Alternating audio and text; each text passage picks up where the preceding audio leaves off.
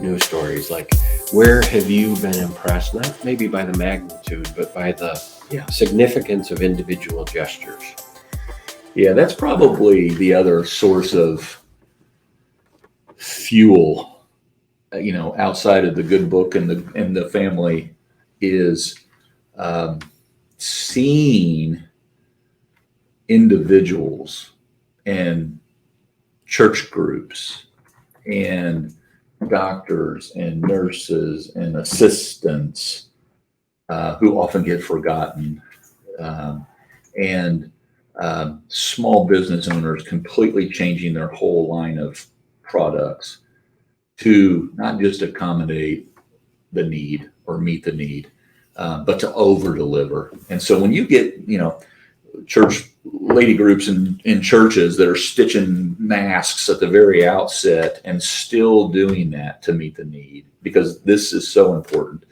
And when you get folks who say, I'm going to start making hand sanitizer, or I'm going to make gowns, or I'm going to make, and then when you're able to see folks learn a trade, maybe they're incarcerated right now, and we say, well, there's a whole nother market out there for gowns and gloves and masks, and so now we're teaching,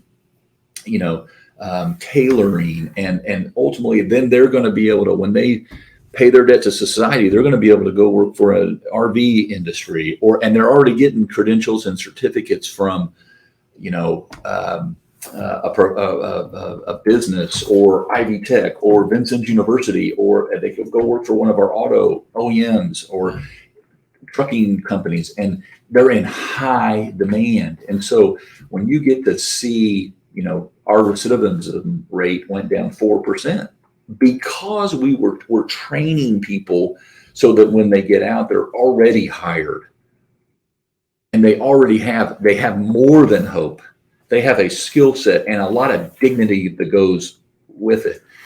And so I'm seeing those. That's one of the real, again, sources of nourishment for me, is I get to see folks say, how can we help on a grand scale? Yes, it's to get through COVID-19, and they can see the other side of this. Yeah. And they know that we're going to be. But you see heroes in 200 communities. I look at them in 30 or 40. You're looking at hundreds of communities where people are, that lady's a rock star. Yes. That guy is like, what a hero. And there are people who, we expect a lot from folks who have been given a lot, and they're stepping forward.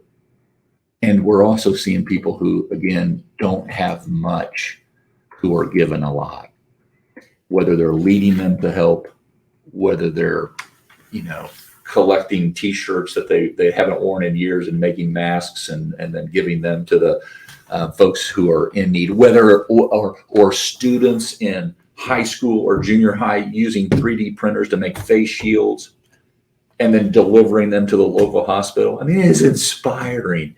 And so it's every age, or kids that are, in high school that are writing inspirational songs and sharing them.